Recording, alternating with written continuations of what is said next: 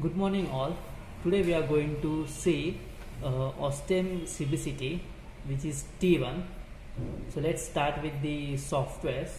So what all softwares we have for our T1 is like this is the OneVision software where we will do the patient monitoring and we can see 2D images. This is OneClinic 3D software where we can see 3D images, and this is the VSEF software where we can do the facial planning. So let's start with the OneVision software. Okay, so you can see OneVision software window. So basically whenever there is a patient comes for scanning purpose, so we need to add the patient details. So here we can click the add button and we can register the patient by adding the information. So for example, the name, last name, this is the chart number, so you can find the patient information by entering the chart number as well. So here we can add the date and the number of patients. So as like chart number we can prepare, and then the date of birth we can keep the date, we can add the date of birth of the patient, and then the gender of the patient, and then the basic information like mobile number, the address and email address, so that we can send their images or the patient information through via email, and then we have to save it. So as you can see here, the patient has been added. So patient has been added. Okay, now when the patient is added into the software, we have the different tabs on the top side of this home page. Here we can see this, the first tab is for CT, the second is for panorama if the patient wants an OPG to be done. Then we have a Cephalo software which is for lateral ceph and ortho patients. In case the doctor has an intraoral sensor, intraoral camera, we can add these instruments into these particular software as well. And then we have some other options which is like photo, import and export of images and more, and move software. So in case if you want to transfer the photographs to any other particular instruments or equipment, then we can use this move tab. Okay, now let us first see the CBCT software and how to take a CBCT. Okay, so let's scan the CT scan. So while pressing the CT scan modality button, you will see a screen over here. So currently this is the demo CBCT, so we won't be able to make the connections of PC and CBCT. But in the CBCT and PC connections, if the serial communication is done properly, then over here you can see a red light. So if the serial communication is happened properly, you will see a green light over here, and this connecting device will be done till this ready position. So once the position is ready, we have to do the patient positioning for scan purpose. After doing the patient positioning, the patient is positioned, then this process will be completed at the expose step 3. Okay, so at this step we need to do the expose. That means we need to take a scan of a patient by holding a exposure switch button. Okay, so once the scan has been done, exposure has been done, then this step 4 and step 5 will be completed, and then we will get a CT scan image. Okay, so after doing the scan, you can see this image is been taken for CT of the patient. So while double clicking this patient, you can open this image, CT image, into our next software, which is OneClinic 3D software. Okay, so after double clicking the CT image, you will find this OneClinic 3D software. Okay, so here you can see the patient scan. So the first one is the MPR, where you will get different windows, different sections of the images. For example, the axial section, coronal section, sagittal section, and the 3D section. Now, once the patient image has been captured, CBCT image has been captured, we'll get these four views of the patient. The first view which we get is a coronal view.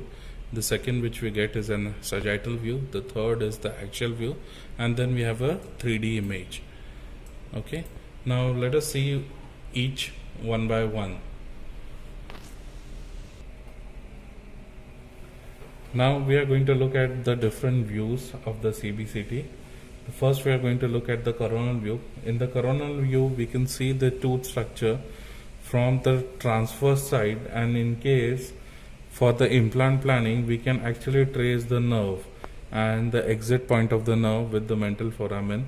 And here in the photo we can see in the image we are actually tracing away from the arch.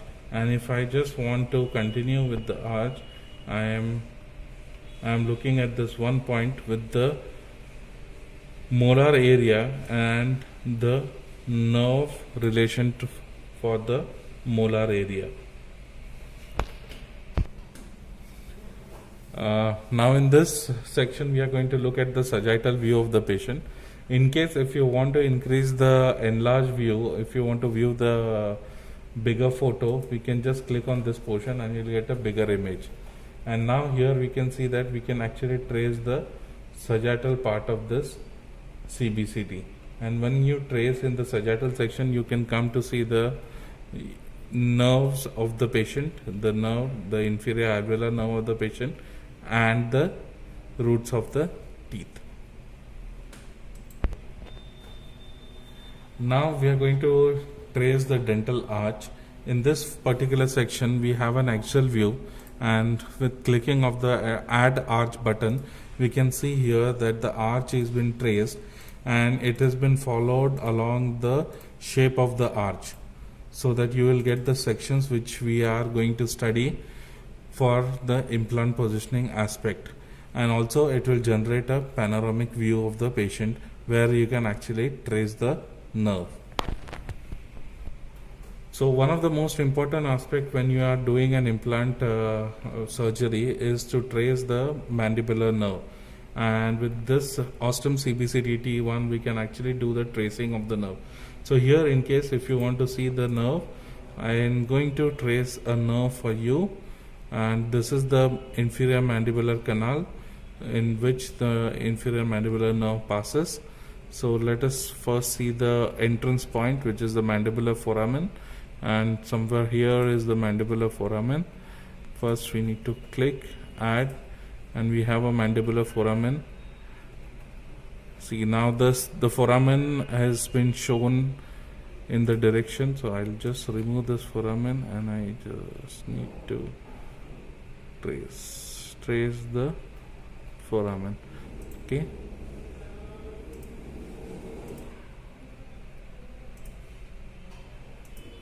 So this is the nerve which we are tracing.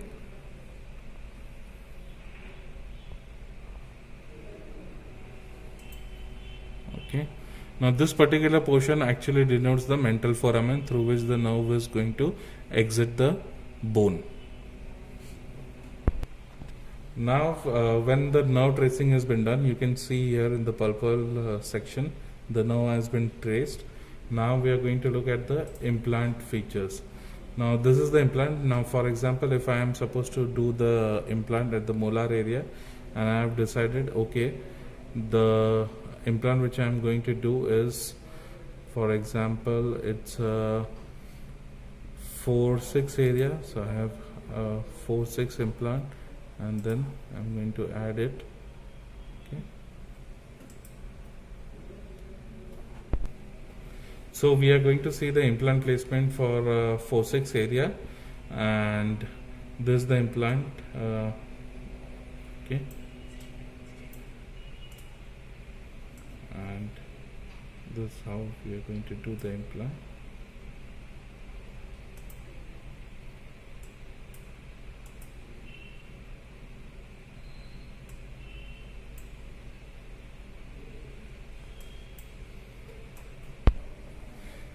Now we have placed the implant over here. In this particular portion we can adjust the angulation of the implant and as well as increase the length of the implant. Here we can see the implant is 5 mm in diameter and 10 mm in length. In case if you want to adjust the angulation of the prosthesis also, we can adjust the angulation of the prosthesis and also increase the size and increase and decrease the size of the prosthesis as required, as well as the height of the crown. Now once the implant has been placed, we can see the different views of the implant with the implant position.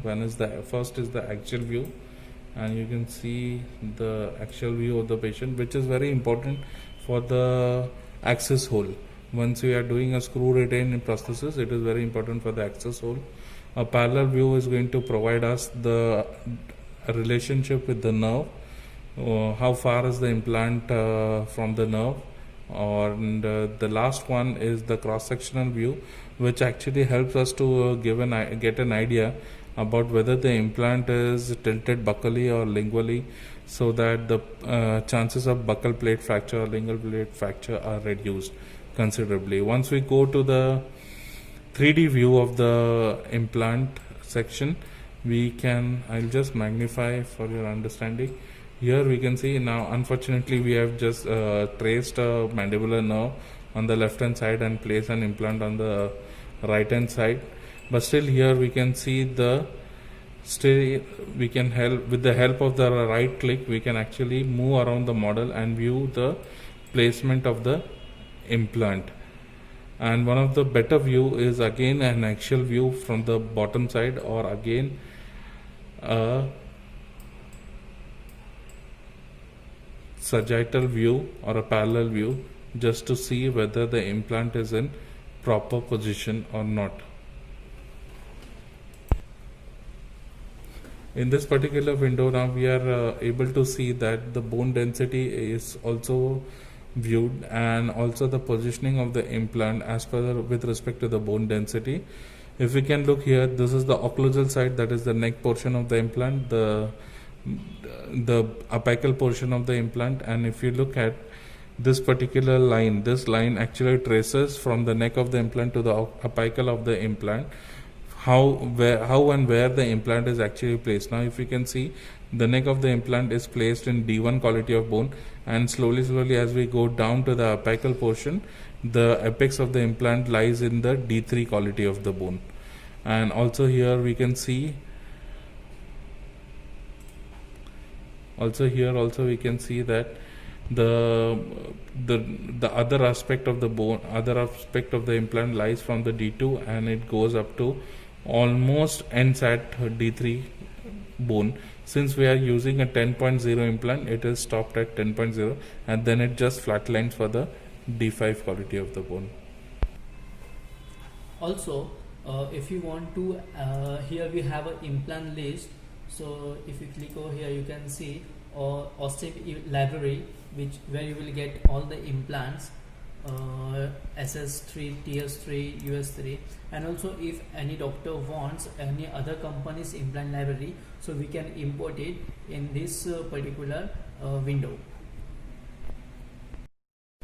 Okay, once we have traced the dental arch over here, now we are at the final step of how to generate a report. And when we have discussed, okay, now let us see if I want to place an implant in this particular area, which is 4-6, and where we have the nerve, and let us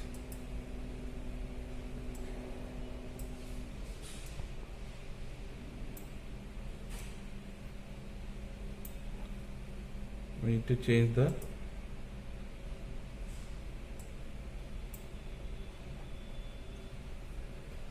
angle a bit.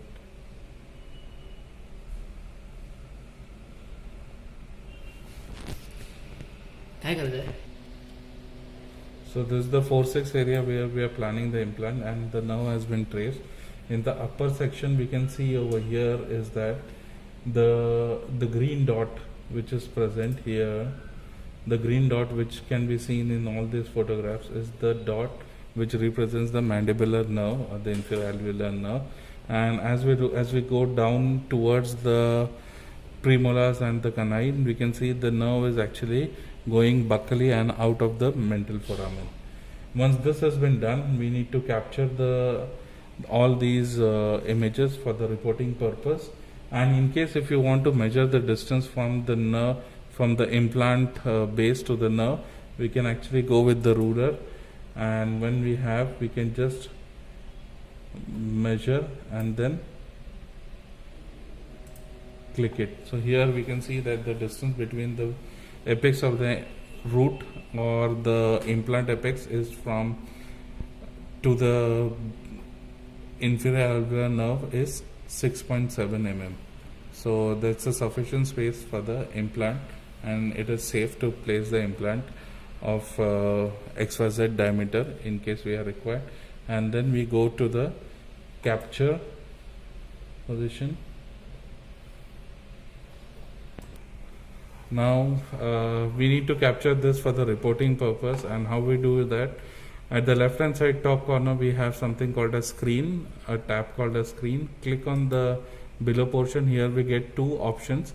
A capture is a particular image capture. For example, this blue color is highlighted, and if I just press capture, this blue color would be captured, blue color section would be captured. And then, or if I want to capture the entire screen, what I have to do is that I have to click on the screen, then the entire screen will get captured. Now for example, I choose this. Now this entire screen has been captured, and if I want to see this complete reporting structure, then again I am going to go here and again do the screen capture, which has been then captured. Now I go to the report page, and here we can see all the reports of the patient. About the CBCT capturing and making up a CBCT report. Now in the next part we are going to see how to send the report and how to export the files to the necessary. So a sending file can be done over here, and we can export the file from this particular site. So thank you so much, or you can save the files also. Thank you for the patience and listening to the T1 CBCT explanation. And Jayesh, you want to conclude anything? So here you can change the layout as well. So how many images we have screen captured or saved. So we can select that layout as well, and then again you can save your project, such as you can name this project, and you can save in that particular patient by clicking that save. Okay, and then as Rahul explained regarding the export, we can export these images into DICOM file as well. So here the export, and this send, we can send these images for taking the printout, where we can get the X-ray printout. So you can send those images or the whole complete layout to take a printout of that particular patient. So this is about T1 CBCT, how we have to add the patient, how we can do the scanning of that particular patient, for example CT scan or the panoramic or the CEPH scan, and how we can see and we can simulate the implant sections into a OneClinic 3D software. So this is about the whole overview of T1 CBCT of Austin. Thank you so much for your patience.